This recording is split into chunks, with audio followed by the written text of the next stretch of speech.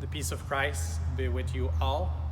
We are still in this season of Easter, and at the same time, I have something a little bit more painful. That's why I am under the shadow of the cross, and this is where we receive the ministry from God Himself. And this letter will actually be also published, written in our Facebook and our website. Within the past few days, the Archdiocese announced that, prompted by the pandemic, the decision was made to close our school along with 3 others.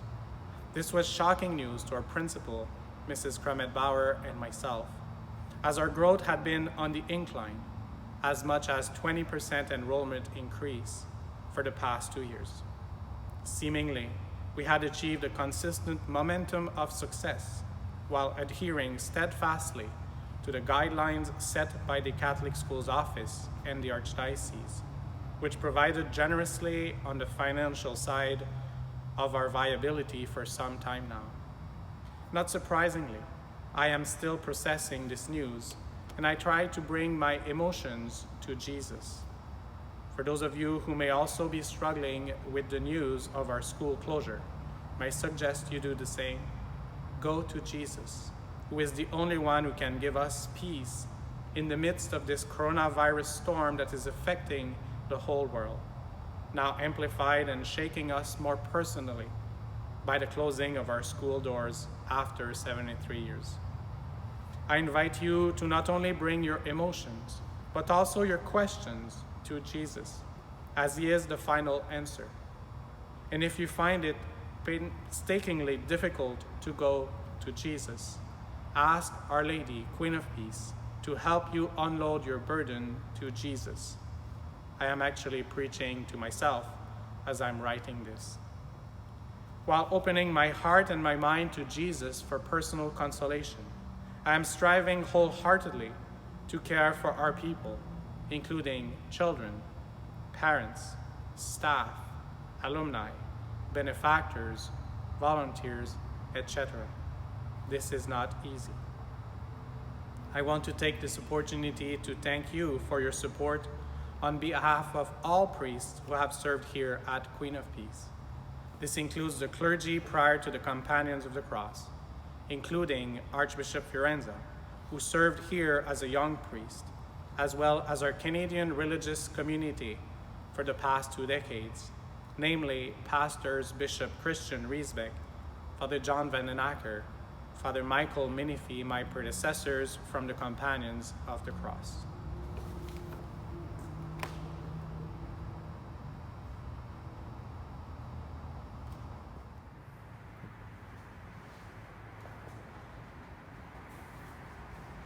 We are mourning the loss of our beloved school. I use this word, most often reserved for the death of a loved one, and it might seem a strong word for some, yet for all who have become deeply invested in Queen of Peace Catholic School, this is how we feel. In fact, I am actually repeating the words from others who have reached out to me, and I assure you that they join with us in prayer through this grieving process. I am edified by so many good memories, as I am trying to honor the historical impact that our school has produced in cooperation with our parish community. It is hard to imagine. In fact, only God knows all the milestones, great and small, that have occurred through our school over the past 7 decades. Undoubtedly, the list would be comprised of the many sacrifices, prayers, challenges, blessings, growing pains, reconciliations, holy religious sisters, guns hidden under chairs, basketball buckets, toilet accidents, sorry if TMI, first crushes, problems solved, grammar mistakes, graduation cheers, technical difficulties, straight A students, detentions, alumni who graduated into the heavenly court, homework, gray hair, broken bones, sweat, and blood. As we're grieving and mourning the loss of our beloved school, let us ask the Lord to mingle our tears of sadness with the tears of joy in gratitude to God for all the fruitfulness produced by the existence of Queen of Peace Catholic School throughout its history. In this context of closure, I pray for all generations who have passed through the halls of our school and are now impacted. I pray for generations from the past, reaching as far back to the last millennium. For the present generations, two of our families of whom are able to say that they have bridged 3 generations, I offer the assurance of our prayers.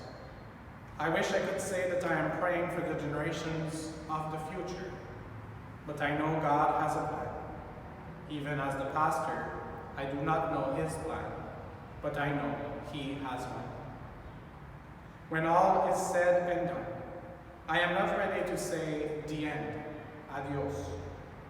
While this letter comes to an end, I invite you to close your eyes and give thanks for your fondest memory.